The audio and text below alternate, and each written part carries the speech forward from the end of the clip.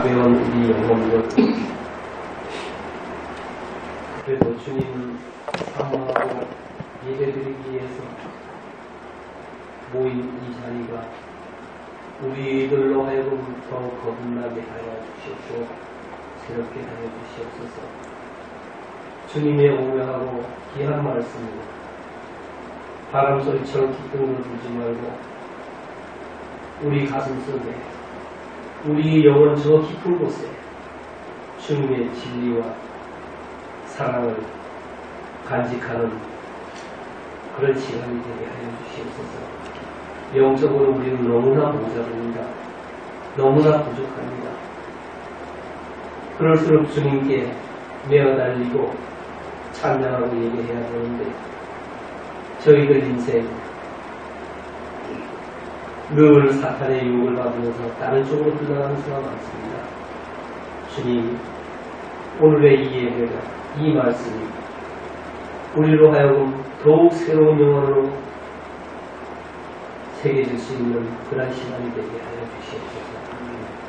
사랑하는 주 예수님 이름 받들어 기도드립니다. 아멘.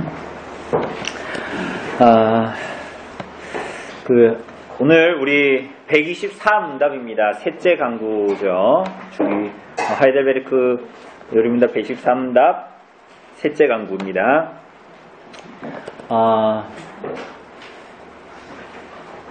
우리가 오늘 빼면 4번 남았거든요. 이 문답이 129문답까지 있으니까요. 4번 정도 남았으니까 4월, 우리가 지금 3월입니다. 그죠? 4월 둘째 주면 끝납니다. 이게 하이델베르크 요리문답이 벌써 4월 둘째 주면 끝나고, 그래서 이제 우리가 대요리문답을 같이 이제 공부할까 합니다. 웨스트민스터 대요리문답을 공부할까 합니다. 우선은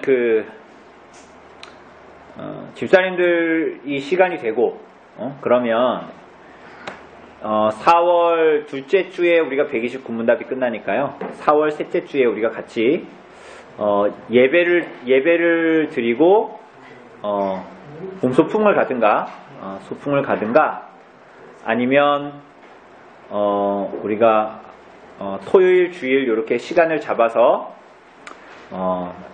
1박으로 짧게 여기 가까운 데를 어디를 가든가 뭐 이런 식으로 하려고 하는데, 집사님 시간이 되시고 아직 한 달 남았으니까요. 의견을 보시고 의견 나눠보시고 제 얘기 이해가시죠? 주일날 오후에 놀러를 가든가, 왜 하이델베르크 끝난 기념으로 소풍을 가든가, 아니면 아예 토요일 주일 이렇게 시간을 빼서 우리가 그러니까 교회에서 예배를 드리는 게 아니겠죠. 그렇게 되면 그렇게 해서 뭐 멀리는 못 가고 뭐 이렇게 옥계나 뭐 삼척이나 요 정도 가서 우리가 좀 그렇게 지내거나 그러면 집사님 생각을 한번 해보시고 이리저리 차 마시거나 모임이 있을 때 기회 날 때 같이 이야기해 주시면 우리가 될 것 같아요. 우리가 벌써 웨스트민스터 소요리 문답하고 하이델베르크 요리 문답이 끝났잖아요. 그죠? 그러니까 아주 기본적인 것들을 다 해낸 거예요. 우리가. 그러니까 여러분 스스로에게도 박수를 보내주고 그리고 이걸 또 잘 소화하시는 것도 참 중요하지만 지금까지 해오신 것도 너무나 중요하기 때문에, 그리고 하면서 소화시키신 것도 많고 그렇기 때문에 하면 되고, 우리가 이제 웨스트민스터 대요리 문답을 이제 하려고 합니다. 그래서 조금 지혜가 필요합니다. 여러 부분에서. 왜냐면 대요리 문답은 소요리 문답보다 양이 크거든요. 소요리 문답보다 깊이가 더 깊어요. 그러니까 뭐 문답으로 다 돼 있어요. 어차피. 그렇지만 좀 더 우리가 심층 깊게 공부해야 되는 부분들이 있고 성경의 진리에 가까이 더 이제 배우는 부분들이 있기 때문에 여러 가지 좀 기도도 필요하고 연구의 그런 것들도 필요합니다. 기도해 주시고 그렇게 하시면 될 것 같습니다. 그리고 오늘 우리가 셋째 강구 볼 텐데요. 오늘 우리가 오전에 설교 성령님의 일하심에 대해서 우리가 같이 말씀 나눴잖아요. 그리고 요거 오늘 여기에 보면 웨스트민스터 신앙고백서 해설, 여기에 섭리, 통상섭리와 비상섭리에 대해서 나와 있죠. 두 개를 연하여서 한번 설교도 좀 이해가 안 가는데, 그건 내가 좀 피곤해서 오늘 졸았는데, 이런 분들은 꼭 다시 들어보시고, 그리고 요것과 겸하여 요것도 한번 읽어보시면서 읽어보세요. 들어보세요. 그러면 훨씬 이해하기가 쉽고 성령의 역사가 뭔가에 대해서 좀 우리들의 곡해하고 오해된 부분들이 정리될 수 있어요. 그러니까 한국교회가, 장로교회가 성령님에 대해서 너무 많이 잃어버렸어요. 왜? 자꾸 성령님에 대해서 오순절이나 이런 사람들이 다 갖고 가고, 조용기 이런 사람들 있잖아요. 왜 TV에도 보면 왜 오순절 교회에 막 이렇게 수능 볼 때 되면 막 뒤에, 전에 제가 보여드렸나요?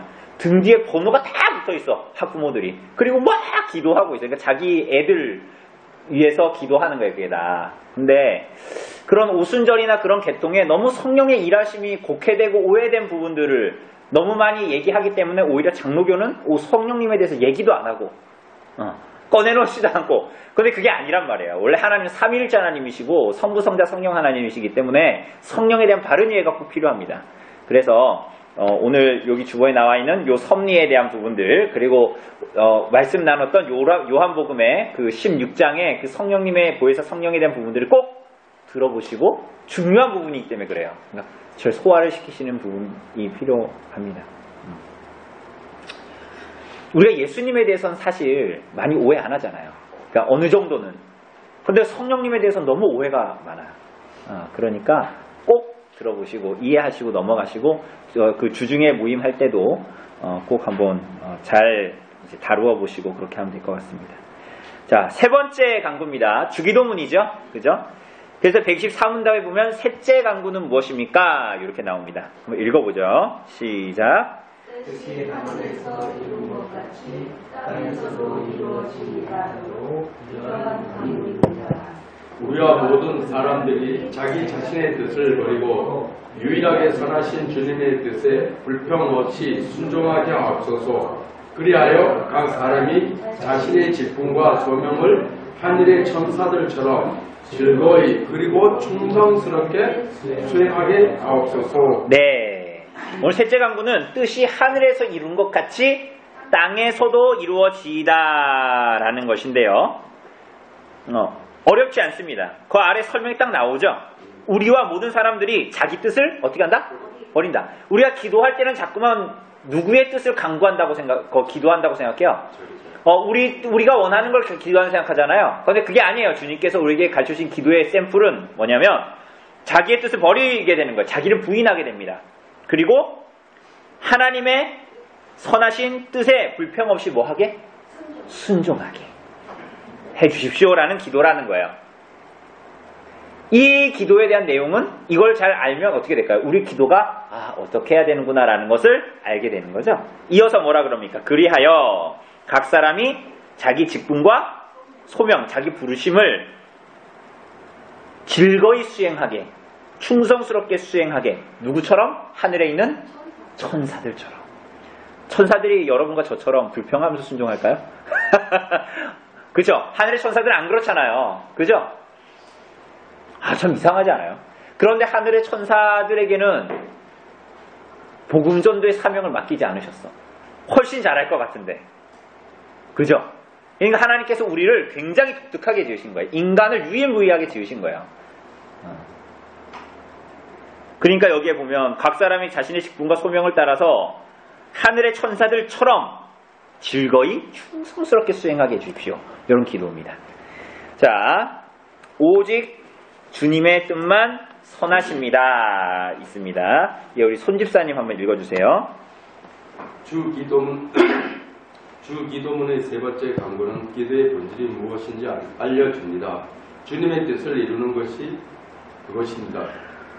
124문답은 기도에 대해서 설명하면서 기도가 우리의 뜻을 관철시키는 것이 아니라 반대로 우리의 뜻을 포기하고 아버지의 뜻을 구하는 것이라고 이야기합니다.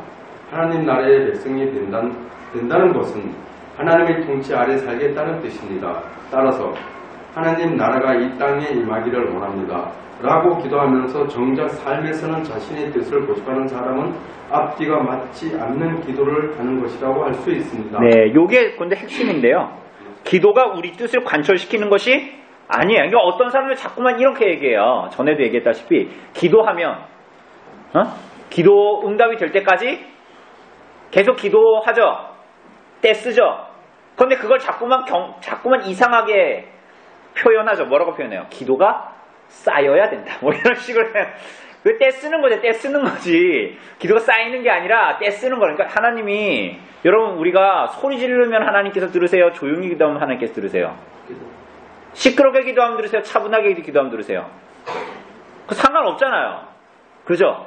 하나님께서 언제나 우리 신음에도 응답하시는 하나님이신데 손 집사님이 입으로 얘기를 안 하고 마음으로 기도해도 하나님이 들으세요? 못 들으세요? 들으시잖아요. 그러니 우리의 기도가 뭐냐? 우리의 뜻을 관철시키는 게 아니라 반대로 오히려 아버지의 뜻대로 살게 해주십시오라고 하는 기도가 되는 거예요. 그러니까 여기에 뭐라 그래요? 정작 하나님 나라가 이 땅에 임하기를 원합니다. 예배 때 항상 주기도송으로 끝내잖아요. 그렇게 기도해 놓고 정작 삶에서는 자기 뜻을 고집하는 사람은 미선적인 사람인 거예요. 거짓말하는 사람이지. 아무리 경건하게 두 손을 들고 주기도문송을 해도 정작 자기 삶에서는 자기 뜻대로 살면 그건 뭐예요? 바리새인인 거죠. 예수님께서 바리새인에게 뭐라 그랬어요? 우리 설교 때도 오늘 다뤘죠. 회칠한 무덤은 깨끗하다는 거예요. 그죠? 그런데 안에는 다 뭐가 있어요? 시체가 썩어가는 거야. 그게 위선적인 사람이거든요. 그렇게 하면 안 된다라는 거죠. 기도의 본질이 뭐냐 이렇게 얘기합니다. 예, 읽어주세요, 손집사님. 토마스 아퀴나스라는 중세 신학자는 하나님과 우리의 관계를 환자와 의사에 빗대어 설명합니다. 정상적인 환자라면 왜 일어서야 합니까? 왜 숨을 깊이 쉬려는 거죠? 라는 식으로 따지지 않고 의사가 시키는 대로 합니다. 환자니까 의사의 말을 듣는 것입니다. 만약 두 사람이 의사와 환자의 관계가 아니라면 이는 똥개 훈련이나 마찬가지일 것입니다. 여러분 요게 토마스 아퀴나스라는 사람이 우리하고 하나님과의 관계를 의사와 환자의 관계로 비유한 겁니다. 그런데 이 비유에는 조건이 있죠. 이 의사가 돌팔이가 아니라 아주 좋은 의사라고 가정했을 때를 얘기하는 거예요. 그죠? 그런 의사면 우리는 당연히 가서 의사 선생님하고 얘기하면 의사 선생님이 뭐라고 얘기하면 대꾸 안 하고 그렇게 하죠. 그쵸? 돌팔이가 아니라면 그 얘기하는 겁니다. 그래서 환자니까 의사의 말을 당연히 듣는다 이런 얘기하는 거죠. 예, 이어서 읽어주세요. 그러나 환자는 의사가 자신의 병을 고치기 위해 그렇게 하는 것을 알기에 의사의 말에 전적으로 순종합니다. 이처럼 하나님의 백성이 되기로 결심한 사람은 그분의 선하신 뜻에 불평 없이 순종해야 합니다. 왜? 하나님이 완전한 의사이기 때문에 그런 거예요. 의사는 실수할 수 있어요, 없어요? 있죠? 어떤 상황이 일어날지 알아요, 몰라요? 모르죠. 그래서 수술할 때 뭐 써요? 보호자가. 동의서 그 쓰잖아요. 그게 뭐예요? 혹시 무슨 실수든 혹은 무슨 경과가 중간에 일어나든 거기에 대한 책임에 대한 그런 걸 쓰는 거잖아요. 그런데 그거 자체가 뭐예요? 자기가 완전하지 않고 어떤 일이 벌어질지 모른다라는 거예요. 그런데 하나님은 그래요? 아니요. 그게 욥기의 주제예요. 그쵸? 우리 지금 욥기 계속 봤잖아요. 그게 욥기의 주제예요. 그래서 여기에 불평 없이 순종해야 합니다. 이렇게 얘기하는 것입니다. 네, 넘어가서 하나님께서 새로운 왕국을 시행하는 이유는 자신의 뜻을 이루기 위해서입니다. 많은 사람이 교회에 와서 예수님을 알게 되었더라도 상당수는 얼마 지나지 않아 교회를 떠납니다. 자기가 원했던 예수와 실제 예수가 다르다는 것을 알기 때문입니다. 왜 떠난다고요? 자기가 원했던 예수하고 실제 성경에서 말하는 예수가 다르다는 걸 알고 떠나는 거예요. 그러니까 예수 믿으면 부자가 되고 자녀들이 건강하고 사업이 잘 되고 모든 것이 잘 될 줄 알았는데 그렇지 않으니까 예수님을 버립니다. 자기 뜻을 이룰 수 있을까요? 없을까요? 없기 때문입니다. 네, 없기 때문입니다. 이렇게 얘기하죠.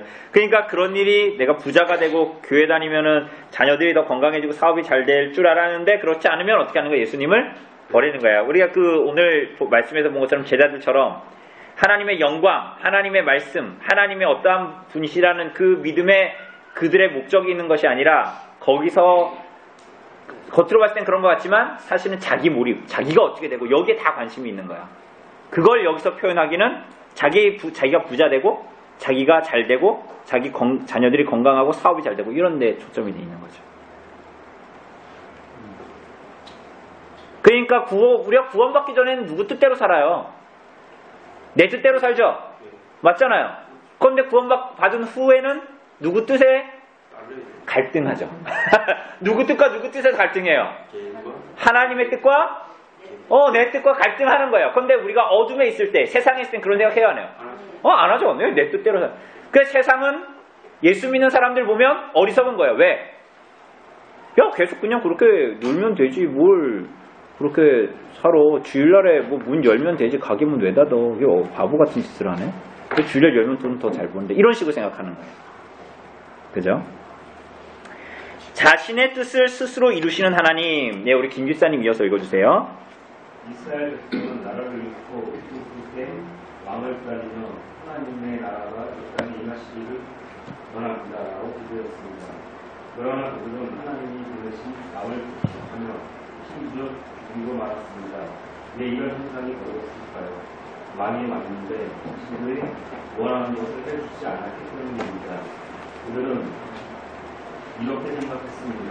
왕이라면 적어도 위험이 있고 능력을 주위해서 우리의 부적인 로마 군대를 한꺼번에 몰아낼 수 있어야 해. 하지만 예수님은 늘 가난한 자들, 한자들, 불쌍한 자들과 함께 하면서 로마 군대와는 한 번도 전투를 한 적이 없습니다. 그들은 대적을 물리치는 칭찬 군주를 원했지만 예수님은 주먹싸움조차 한 적이 없습니다. 그들은 기도의 응답을 거부했습니다. 그들은 아버지께서 원하시는 왕이 아니라 자신들의 왕을 위해서 기도한 것입니다. 왜 예수님을 죽였대요? 자기들이 원하는 왕이 아니니까. 그렇죠. 그렇게 된 거예요. 근데 그게 참 우리들의 삶에도 있는 거예요. 자꾸만. 우리 읽으면서도 그 사람들 욕할 줄 알지? 그걸 비춰서 나를 자꾸 못 보는 거예요. 그게 참 그러면 안 된다고 얘기하는 거예요. 계속 우리에게. 이어서 읽어주세요. 그런 의미에서 세 번째 강조는 두 번째 강조와 긴밀히 연관되어 있습니다. 하나님은 당신의 뜻을 당신이 보내신 왕을 통해서 이루신다는 것입니다. 하나님은 예수님을 통해 이 땅을 구원하시고 성령을 보내시고 당신의 뜻을 이루어 가셨습니다. 네, 뭐라고요? 마지막 문장이 굉장히 중요해요. 뭡니까? 하나님은 예수님을 통해서 이 땅의 사람들을 구원하시고 또 뭐라고요? 성령을 보내셔서 당신의 뜻을 이게 중요합니다. 여러분 하나님께서 예수님을 보내신 뜻과 성령님을 보내신 뜻이 달라요? 똑같아요? 같은 거예요. 그래서 우리가 이걸 자꾸만 오해하니까 성령님을 자꾸만 이상한 데다 붙이는 거예요. 자꾸만. 뭐 입신하고 뭐 자꾸 이 신비 체험을 하고 자꾸 이상한데 자꾸 성령님이 일하시는 게 그런 거다라고 자꾸만 이 신비적으로 귀신처럼 그렇게 여기는 거예요. 자꾸만. 그게 아니라는 거예요. 우리 예수님을 그렇게 생각합니까? 아니죠. 그러면 성령님은 예수님의 영이란 말이에요. 그러면 우리는 성령님에서 그렇게 생각하면 안 되지. 예수님을 생각하지 성령님을 생각하셔야 되는 거예요. 이어서 읽어주세요. 아버지의 뜻을 구해야 합니다. 아버지의 나라와 아버지의 뜻은 아주 밀접한 관계가 있습니다. 예수님께서 산상수훈을 다 마치시면서 결론적으로 이렇게 말씀하십니다. 나더러 주여 주여 하는 자마다 천국에 다 들어갈 것이 아니며 다만 하늘에 계신 내 아버지의 뜻대로 행하는 자라야 들어갑니다. 많은 사람이 천국에 들어가고 싶어합니다. 그리고 이를 위해서 여러 가지 노력을 많이 합니다. 하지만 그 노력이 자신들의 노력이라면 아무런 의미가 없습니다. 오직 아버지의 뜻대로 행하는 자가 천국에 들어갈 수 있습니다. 네, 아버지의 나라와 아버지의 뜻은 밀접한 관계가 있고 마태복음 7장 21절에 천국에 다 들어가는 게 아니라 다만 하늘에 계신 내 아버지의 뜻대로 행하는 자라야 들어간다라고 이야기하고 있습니다. 자, 그러면은 이 하나님의 뜻대로 행하는 게 뭘까요? 예, 우리 공집사님 나타난 뜻과 숨겨진 뜻의 구별 읽어주세요. 하나님의 뜻은 나타난 뜻과 숨겨진 뜻으로 나눌 수 있습니다. 이 둘의 차이를 이해하지 못하면 하나님의 뜻에 대해 대단히 오해를 하게 됩니다. 나타난 뜻이란 말씀을 통한 계시를 말합니다. 이 뜻은 그리스도인이 성령의 조명을 받아 열심히 연구하면 알 수 있습니다. 반면 숨겨진 뜻이란 하나님께서 우리에게 감추신 뜻입니다. 이런 것은 사건이 일어나기 전에는 뭔가가 사건이 일어나고 한참이 지난 후에 돌아보면 어렴풋이 깨닫게 됩니다. 예, 요 두 개 뜻 우리 구별했죠 이미. 나타난 뜻과 드러난 뜻이 있죠. 숨겨진 뜻이 있죠. 나타난 뜻은 뭡니까? 성령의 조명을 받아 말씀 열심히 연구하면 알 수 있어요, 없어요? 여러분 우리가 습관적으로 형식적으로 이런 거 아니죠? 여기 십계명 뭡니까? 하나님 백성들에게 이 땅의 삶에서 순종하며 살아야 될 의무를 기록한 것이십니다. 그죠? 이거 하나님의 뭡니까? 숨겨졌어요, 나타났어요? 나타난 뜻이에요. 여기 순종하면 돼요. 그런데 숨겨진 뜻은 뭐래요? 우리에게 감춰진 건데 그때 일어났는데 왜 일어났는지 몰라. 욥의 얘기 같죠, 같이. 그죠? 그런데 지나고 한참이 지나고 나면 어렴풋이 그때 그래서 그랬었구나. 그런 일 때문에 그랬구나라는 것을 어렴풋이 알게 되는 거예요. 안 그런 일도 있죠. 시간이 오래 걸리는 일도 있고 짧게 걸리는 일도 있지만 하나님의 뜻을 우리가 생각하게 되죠. 이어서 읽어주세요. 대표적으로 우리는 하나님께 얘기하신 짝이 누구인지 알 수 없습니다. 물론 그 얘기 신랑이나 신부가 불신자라면 내 배우자가 아니라는 것을 분명히 알 수 있지만 그 사람이 신실한 그리스도인이라면 결혼하기 전까지는 하나님의 뜻을 숨겨진 뜻을 알 수 없습니다. 지금 우리가 이거 왜 하냐면 하나님의 뜻에 순종하는 것에 대해서 하나님 뜻대로 행하는 자가 천국 들어갈 수 있다. 그것 때문에 얘기하는 거거든요. 여러분 잘 보세요. 이게 지금 예로 든 게 뭡니까? 결혼이죠. 그래서 우리 집사님들은 어떠셨는지 모르겠지만 여러분 우리 청년들 중에 그런 사람들 되게 많거든요. 교회 다니는 청년들 중에 이런 사람들이 있어요. 기도하는데 막 이래. 하나님 내 짝을 만나게 해주십시오. 그래가지고 기도하면 예를 들면 이런 거예요. 막 내가 어떤 사람 되게 좋아. 같은 교회 다니는 교회 오빠가 너무 좋아. 근데 기도해. 뭐라고 기도해? 저 사람이 하나님의 나에게 택하신 남자면 하나님 저 사람이 하나님 뜻한 남자 나에게 보여달라 그래. 그거 우리가 어떻게 알아, 그거를. 아니, 우리가 무슨 점쟁이도 아니고, 그거 어떻게 알아? 그냥 목사님한테 얘기해. 내가 저 사람이 좀 마음에 있는데, 저 사람이 나와 결혼할 사람인가요? 그거 우리가 어떻게 알아요? 십계명이 나와 있어요, 그게? 성경이 나와 있어요? 그거 어떻게 알아요? 그거 숨겨진 뜻이란 말이에요. 그죠? 근데 다만, 우리 이럴 때는 어떻게 해야 될까요?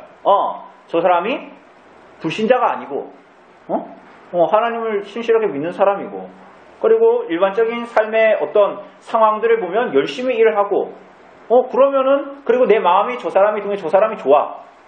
그러면 어떻게 할 수 있는 거야? 교제할 수 있는 거지. 근데 여기에 우리 자꾸만 또 그러면 안 돼. 교회도 다니는데 집안도 좋아야 돼. 그런데 또 직장도 삐까뻔쩍해야 돼. 이러면 그 사람은 세속적인 사람이고. 근데 그런 얘기를 지금 하는 게 아니라 하나님의 드러난 뜻과 숨겨진 뜻에 대한 얘기를 하는 거예요. 여러분 그럼 이런 뜻에서 보면 잘 보세요. 사사기를 보면 삼손이 누구랑 결혼했어요? 결혼한 것도 아니죠. 기생하고 만났잖아요. 그게 누구예요? 들릴라잖아요. 그죠? 그러면 삼손이 내가 나중에 저 블레셋 사람들을 한 번에 싹 다 죽이기 위해서 일부러 들릴라를 만났을까요? 어떻게 생각하세요, 여러분? 그런 것 같아요? 아닌 거예요. 그러니까 여러분들 우리들의 선택에서 잘 보세요. 우리들에게 주어진 건 오늘 나의 선택에서 하나님의 말씀에 순종하여 살아가는 거예요. 맞습니까? 이런 생각하면 안 돼요. 내가 이 여자가 불신자인데 나 그래도 이 여자하고 결혼할래. 이 여자를 만나가지고 이 여자가 나랑 결혼해가지고 내가 이 여자한테 복음을 전해가지고 이 여자가 교회 다니고 예수 믿을지 어떻게 알아? 이거는 인간의 수준을 벗어나 생각하는 거예요. 자기가 하나님을 생각하는 거지. 이해되십니까? 그거는 우리들이 하나님의 손을 벗어나는 일을 하는 거예요, 우리가. 그죠? 드러난 뜻에 순종하여 하나님께서 일하실 것을 바라봐야 되는 거예요. 그런데 삼손과 같은 경우는 뭡니까? 그러함에도 하나님께서 은혜를 베푸신 거예요. 삼손이 드러난 뜻에 불순종했어. 그러함에도 하나님께서 긍휼히 여기신 거예요, 그거는. 왜냐하면 삼손이 히브리서에 보면 믿음의 사람으로 나오거든요. 근데 우리가 봤을 때 믿음의 사람이에요? 아닌 것 같잖아요. 그런데 삼손이 그렇게 들릴라를 만나서 그리고 나시린인데도 사자 시체에서 꿀 꺼내가 나시린은 시체에 만지면 안 되잖아요. 그런데 거기서 꿀 꺼내 먹었죠. 사자를 찢어 죽인 다음에 나중에 돌아오다 보니까 거기에 벌들이 모여있으니까 그 꿀 먹었잖아요. 그럼 돼요 안 돼요? 나시린은 안 되죠. 그 하나님께 순종한 거야 안 한 거예요? 안 했죠. 그러니까 그의 일생은 하나님의 뜻에 순종하지 않은 삶이었던 거지. 그런데 하나님께서 이스라엘을 불쌍히 여겨 긍휼히 여기셔서 사사가 그런 짓 해도 그를 참아보시고 나중에는 결국 어떻게 나중에 어떻게 됐어요? 그 사람이 눈 다 빼가지고 연자맷돌 돌리고 있으니까 어떻게 해서 삼손이 하나님께서 그에게 그를 긍휼히 여기서 그에게 그런 마음을 주셨어요. 하나님, 내가 이 사람 하나님께서 나를 사사로 삼아주셨는데 내가 이렇게 뻘짓거리 하다가 내가 지금 이 지경 됐는데 하나님 나에게 마지막 힘을 주셔서 이거 허물어져서 이 사람들 싹 다 죽어버리겠습니다. 이렇게 했잖아요. 그럼 삼손이 그럼 들릴라를 만나기 잘한 겁니까? 아니란 말이에요. 교만한 거예요. 그 하나님의 내가 순전히 뜻을 알아내겠다. 이건 우리에게 주어진 게 아니에요. 그거는 옛날에 에덴 동산에서 사탄이 얘기했고 아담이 마음이 쏠깃했던 거예요. 내가 하나님처럼 되고 싶은 거지. 제가 이 얘기 왜 하는지 아세요? 제 주변에 시청 다니는 공무원이 이러고 있어요. 근데 여러분 이게 참 아이러니한 게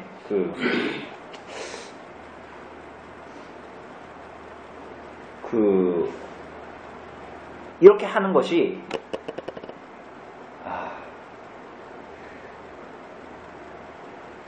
내가 정상적인데 내가 그렇게 마음이 가는 게 아니에요. 그러니까 거의 보면 정상적이지 않아 자기가 신앙적으로. 그래서 자꾸 그런 판단을 내리게 돼. 그러니까 삼손이 정상적인데 내가 일부러 블레셋 죽이기 위해서 들릴라랑 사귀어야겠다. 이렇게 되는 게 아니에요. 이미 삼손이 비정상적인 어떤 신앙의 행태를 가지고 있는 거야. 그러니까 뿌리가 그러하면 열매도 그러한 거죠. 뿌리가 좋으면 열매가 좋은 거고 뿌리가 나쁘면 열매가 나쁜 것처럼 그런 거란 말이에요. 그래서 우리는 나타난 뜻에 순종하는 것에 우리에게 주어진 것이 있다라고 얘기합니다. 이어서 읽어주세요. 그렇다면 기도에서 말하는 하나님의 뜻은 무엇을 가리킬까요? 여기서는 숨겨진 뜻이 아니라 나타난 뜻을 말하는 것입니다. 숨겨진 뜻은 전적으로 하나님이 이루어 가시는 것인데 비해 나타난 뜻은 그의 백성의 자발적인 순종을 통해 이루시는 것이라 할 수 있습니다. 그러나 우리는 이 뜻을 늘 거역하려 합니다. 내 이웃을 내 몸같이 사랑하라는 주님의 뜻은 거의 항상 따르지 않는 우리들의 모습을 보면 알 수 있습니다. 물론 하나님이 능력이 없어서 우리가 거역하도록 놔두시는 것이 아닙니다. 하나님은 우리 의지와 상관없이 나타난 뜻도 실현시킬 수 있는 분입니다. 하나님 입장에서는 말 안 듣는 백성에게 부디 선지자를 통해 설득하기보다는 인간의 죄를 새 것으로 갖고 무조건 하나님께 순종하게 만드는 편이 훨씬 더 수월할 것입니다. 그러나 하나님께서 그와 같이 귀찮고 성가신 방식을 택하시는 것은 우리를 로봇이 아니라 인격적으로 대하기 때문입니다. 우리는 순종하지 않아도 벼락이 내리지 않는 걸 당연하게 생각하는데, 그러니까 하나님은 우리를 참아보시는 거예요. 그리고 우리를 인격적으로 대하시고 우리가 변화되기를 원하시는 거죠. 로봇처럼 대하지 않으십니다. 그러니까 우리가 오늘도 얼마나 하나님의 긍휼과 자비 가운데서 매일을 살아가고, 잘 때 여러분 기도하잖아요. 자기 전에 기도할 때 여러분 뭐라고 기도하세요? 하루 종일 하나님 말씀에 불순종하고 살았으면서도 잘 때는 뭐라고 기도해요? 하나님, 내 잠드는 동안 내 몸과 영혼을 보호해 주세요. 이렇게 기도하잖아요. 근데 참 여러분 우리가 참 너무 하나님 사랑이 많으신 분이에요. 여러분 하나님의 사랑과 그 긍휼이 측량할 수 없어요. 우리들을 향한 사랑. 그죠? 그렇지 않습니까? 우리 자신을 봐도. 예. 이어서 우리 송 집사님 이어서 좀 읽어주실래요?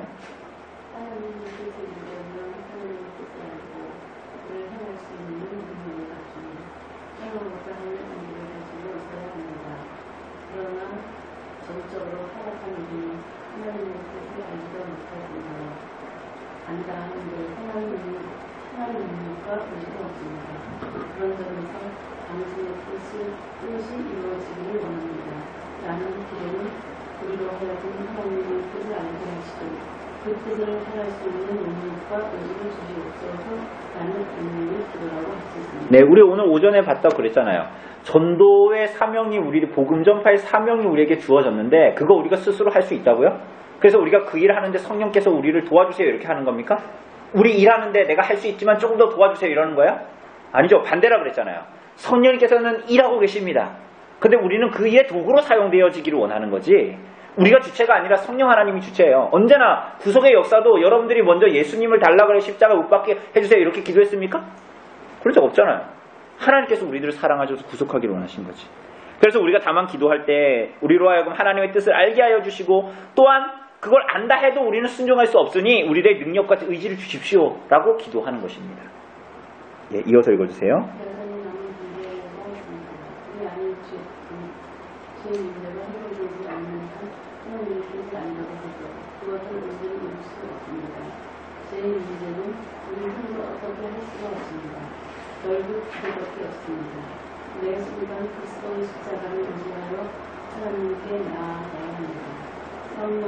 성령으로 우리 지성을 조명하여 하나님의 뜻을 알게 하시고 우리 의지에 역사하셔서 뜻을 사랑하게 하시고 죄로 인해 실천할 수 없다는 것을 할 수 있도록 해달라고 기도해야 합니다. 그러니 우리가 기도할 때 이런 걸 기도해야 되는 거예요. 성령님 도와주십시오.